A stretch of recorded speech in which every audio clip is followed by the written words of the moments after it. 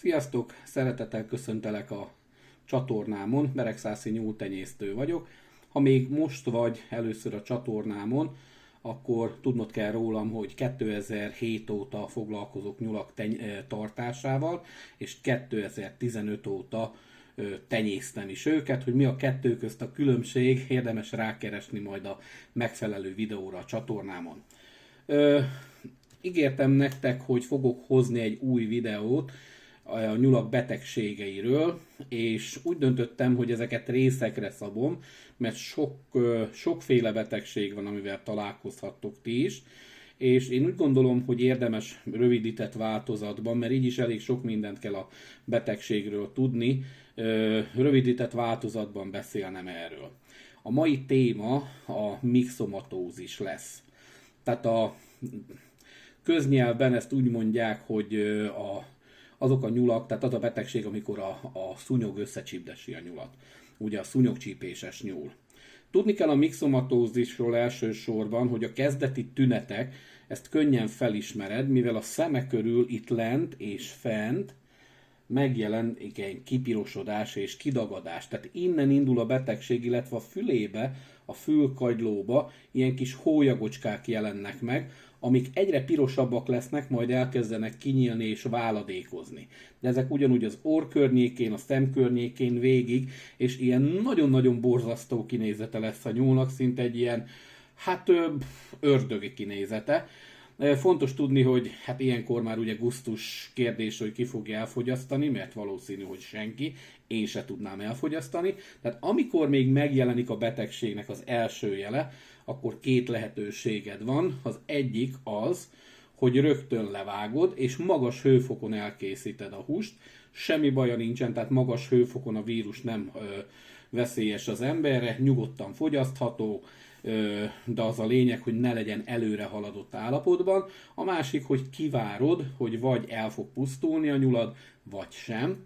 Itt egy hosszú folyamatra készülj fel, és rögtön el kell különíteni a többi állománytól teljesen.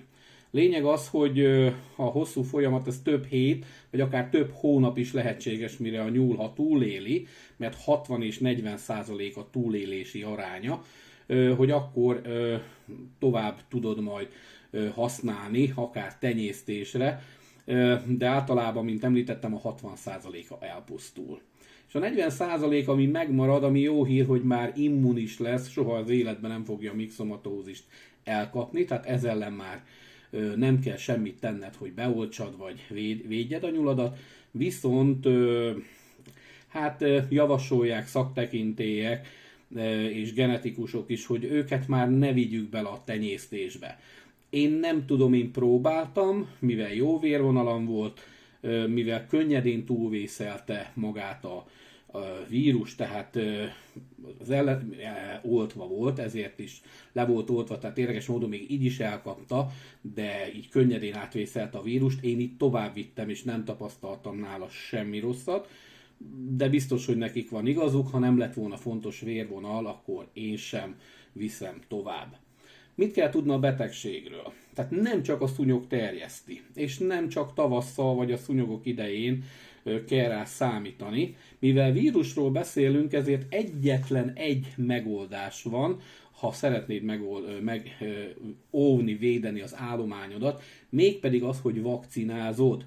Tehát oltod a nyulaidat előzetesen, hogy egy védettség alakuljon ki benne, mire megkapja a betegséget. Sokan különböző régi módszerekkel próbálkoznak, hogy ilyen oltás ellenesek, hogy szúnyoghálót helyez fel, zárt helyen tartja meg, és a többi, de ezek azért nem jók, mivel itt vírusról beszélünk, és a vírust bármilyen más pici bogár, vagy féreg, vagy akármi át tudja vinni a nyúlra.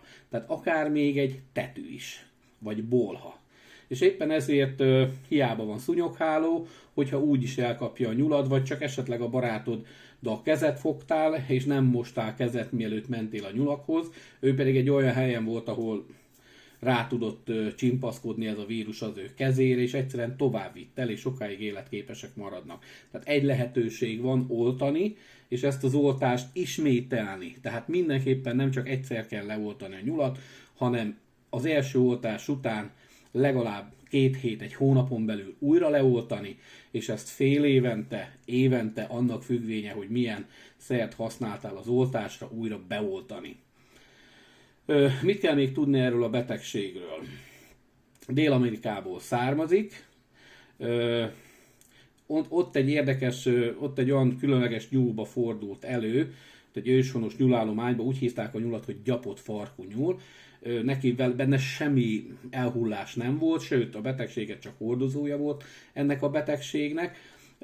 Viszont ahogy bekerült a házi nyulak közé, ott egy irtózatos nagy pusztítást okozott. Sokkal nagyobb pusztítást, mint maga a nyúlpest is, amikor elkezdődött.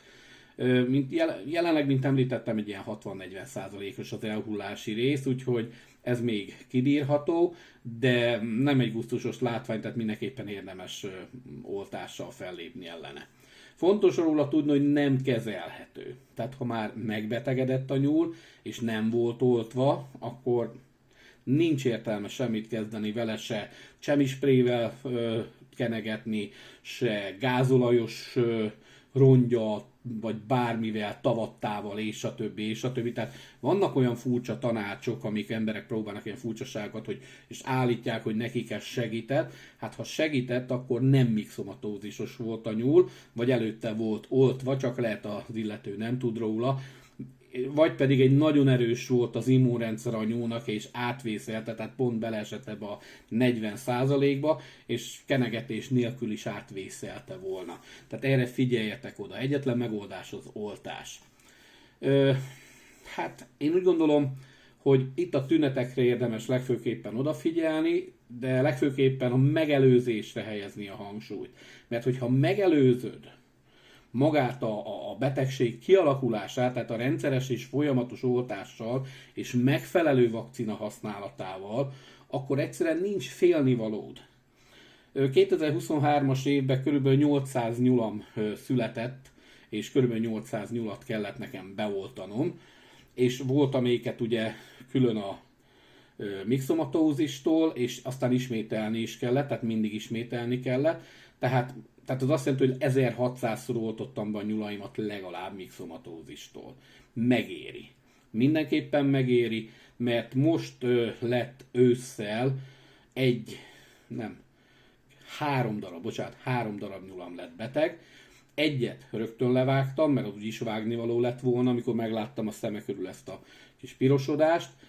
A másikat szintén rögtön levágtam, a harmadik, mivel már be volt pároztatva, így engedtem, hogy szépen lefialjon, le is fialt, bár kevesebbet fialt a megszokott, mivel pannonfehérről beszélünk, mindössze azt hiszem a 10 helyett ilyen 6-ot fialt csak le, és abból 2 elhullott, tehát 4-et nevelt fel, és most is még látszik a fülén a sebesedés, mert elkezdett rajta mutatkozni a mixomatózisnak a jelei, de túlélte. Most jelenleg egy kicsit hörög, tehát ráment a tüdejére is a vírus, úgyhogy egy dolgot tudok vele csinálni, amikor a kicsiket felneveli, akkor szépen megpróbálom kikezelni, adok neki legalább egy ilyen 3 hónapot, és amikor teljesen gyógyszermentes lesz, és nincs se hörgése semmi, akkor majd 3 hónap múlva akkor levágom, és mehet fogyasztásra. Persze a saját részre általában, mert ez már, de ha látom, hogy továbbra is beteg, akkor természetesen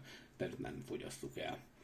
Hát röviden és tömören ennyit a mixomatózisról, de ha lenne kérdésetek, akkor kérlek írjátok meg a kommentbe, mert rengeteg mindent lehetne még erről beszélni, de ami fontos, hogy télen-nyáron folyamatosan mindig is csak oltással tudod megelőzni. És nem kell, még a téli időszakban is simán előjön. Tehát ne sajnáljátok télen is oltani a nyulaitokat.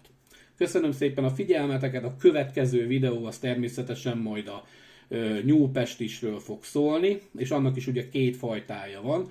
Igyekszem egy videóba összefoglalni mind a 2-t, mivel a második típus az RHD2-nek is hívják, még nem sok helyen terjedt el, természetesen ez is, mint minden jó dolog, ahogy mondani szokás, Kínából érkezik folyamatosan, ez az RHD2-es, de majd a következő videómban. Addig is köszönöm szépen, hogy megnézted a videómat. Annyi a kérésem, hogy legalább iratkozzál fel, ha tetszett a videóm, vagy nézd meg a többi videómat is, és ha tetszik, amit csinálok, akkor semmi más nem kell feltenned, mint csak, hogy feliratkozol a csatornámra, és én ezt megköszönöm, és természetesen megosztod. Nem célom az, hogy youtuber legyek, egyetlen célom, hogy segítselek tégedet is azzal, amit én már megtapasztaltam, és hogy minél több szép nyulat neveljünk fel, mert nagyon finom, hatékony és hasznos a tartása, és bárki tudja tartani szinte, kivéve az, aki a panelben lakik. Köszönöm szépen a figyelmet még egyszer, kellemes ünnepeket, sziasztok!